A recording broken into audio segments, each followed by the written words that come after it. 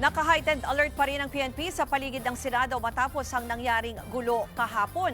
At live mula sa Senado may Express report si Ian Suyu. Ian, marami pa bang mga pulis at supporters dyan?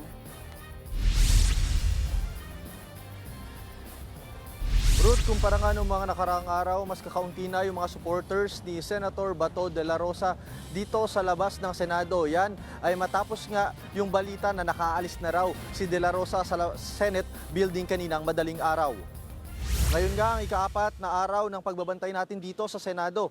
At noong umaga ay mangilan-ngilan pa yung mga supporters na nandito. Pero sa ngayon ay kaunti na lang yung mga supporters na nandito sa paligid ng Senado. Sa kabila niyan, maigting pa rin ang seguridad ng mga kapulisan dito. May nakadeploy pa rin mga tauhan ng PNP sa bukana mismo ng Senate Gate. Maging sa kahabaan ng Jokno Boulevard ay mga nakapwesto ring tauhan ng PNP. Marami pa rin tayong mga kasamahan sa media na nakaantabay rin dito. Sakali mang may mangyari dito sa labas. Matatandaan natin na sa mga nakalipas na araw ay napuno ng mga pro at anti-Duterte supporters ang lugar. Kagabi nga sinubukan ng ilang mga taga-suporta ni Senator de la Rosa na lampasan yung police formation nang mabalitaan ang nangyaring putukan sa loob ng Senado kagabi.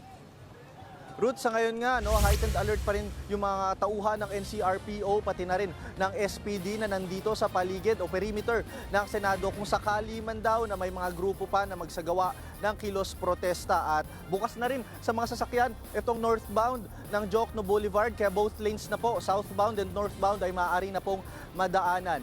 Kanina, isang oras na nakalipas, na lumabas din kanina sina Senator Israelito Torion, Attorney Israelito Torion at Attorney Jimmy Bondoc. Sila yung legal counsel ni Senator Bato de la Rosa. At kanina nga nang tanungin natin sa whereabouts o kinalalagyan ni Senator de la Rosa ay tumanggi silang magbigay ng pahayag. Pero anila, hindi raw scripted, hindi raw nanggaling sa kanilang side, sa kanilang kampo yung nangyaring putukan kagabi.